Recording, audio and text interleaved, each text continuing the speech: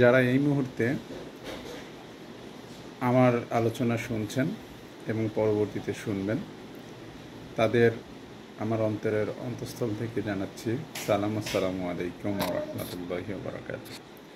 আমার গতকালকের আলোচনা ছিল সরকারি সার্ভেয়ার কোনোভাবেই ব্যক্তিগত জমি পরিমাপ করতে পারে না, কিন্তু যখন আপনি কোনো পাবলিক আমিন দিয়ে জমি মাপালেন, তখন আপনার জমির মধ্যে অন্য কাউকে ঢুকিয়ে দিল বা আপনার অন্য মানুষ আপনার মধ্যে প্রবেশ করলো, সেই মুহূর্তে করণীয় কি? একটা তো ঝামেলা তৈরি হয়ে গেল।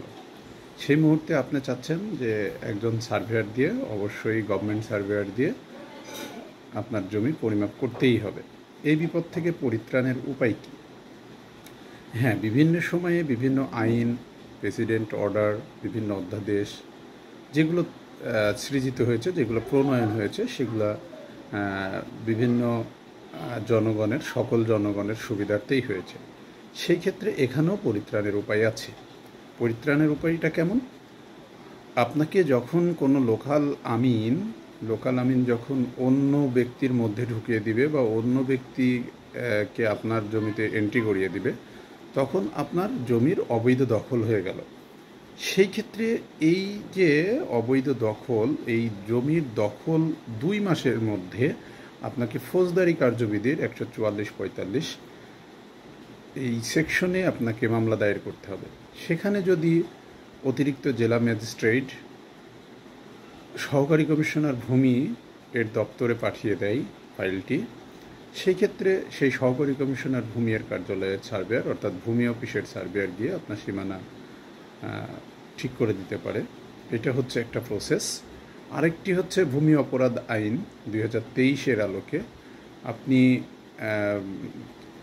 আপনার ম্যাজিস্ট্রেট, অর্থাৎ জুডিশিয়াল ম্যাজিস্ট্রেটের কার্যালয়ে আপনি যখন একটি মামলা দায়ের করবেন, সেই ক্ষেত্রে সেখান থেকে যদি তদন্তের জন্য পাঠিয়ে দেয় ভূমি অফিসে, সেখান থেকে পারবেন। আর একটা প্রসেস আছে, সেটা হচ্ছে আপনার দায়রা জজ কোর্টে।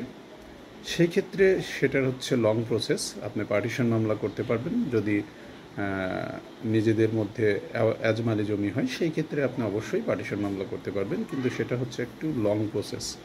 অর্থাৎ আপনি একজন গভর্নমেন্ট সার্ভেয়ার দিয়ে জমি পরিমাপ করতে পারবেন 2টি উপায়ে। একটি হচ্ছে এডিএম কোর্টে, অর্থাৎ অতিরিক্ত জেলা ম্যাজিস্ট্রেটের কোর্টে ফৌজদারি কার্যবিধি, অর্থাৎ সিআরপিসির 145-144 সেকশন থেকে। আরেকটি হচ্ছে জুডিশিয়াল ম্যাজিস্ট্রেট এর কার্যালয়ে যখন ভূমি অপরাধ আইনে মামলা দায়ের করবেন, সেই মুহূর্তে। এবার আরেকটি আলোচনা থেকে যাই, গতকালকের আলোচনার মধ্যে ছিল, সেটি হচ্ছে ধরেন একটি সময়ে যেমন এচে জরিপে একটি রাস্তা ছিল, সেই রাস্তাটা পতিত অবস্থায় পড়ে আছে।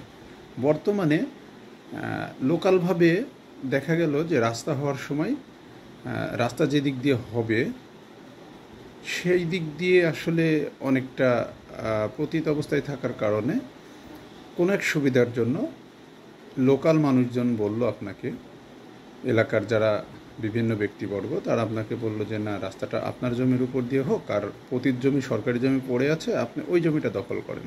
তখন হলো কি, আপনার জমির উপর দিয়ে রাস্তা হয়ে গেল আর পতিত জমিটা আপনি দখল করতে থাকলেন।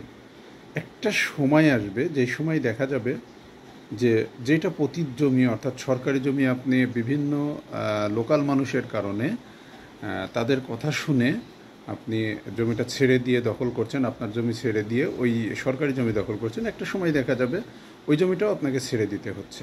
অর্থাৎ আমার পরামর্শটা হচ্ছে, আপনি কখনোই অন্যদের, আপনার যদি মানে না হয়, আপনার যদি মনে হয় যে না, আমার উপকার হচ্ছে না বা আমার প্রয়োজন নেই এই জমি দেওয়া, আমার জমি দেওয়ার বা সরকারি জমি আমার দখল করার, সরকারি জমিতে কখনোই দখল রাখতে পারবেন না। আজ হোক কাল হোক আপনাকে সেখান থেকে উচ্ছেদ হতেই হবে।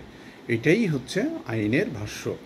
তো সেই ক্ষেত্রে আপনি আপনার জমির উপর দিয়ে যখন রাস্তা হবে, মনে রাখবেন সরকার বিভিন্ন আইন তৈরি করার মধ্যে একটি আছে অধিগ্রহণ করা। আপনার জমির উপর দিয়ে রাস্তা হওয়া মানে কি, যে সরকার যদি আপনার জমি অধিগ্রহণ করে নেয় তাহলে আপনি ছেড়ে দিবেন, আপনি এলাকার মানুষের কথা শুনে যেই মুহূর্তে ছেড়ে দিবেন, মনে রাখবেন যে ওই জমিটা আপনার লস, আর কখনোই পাবেন না।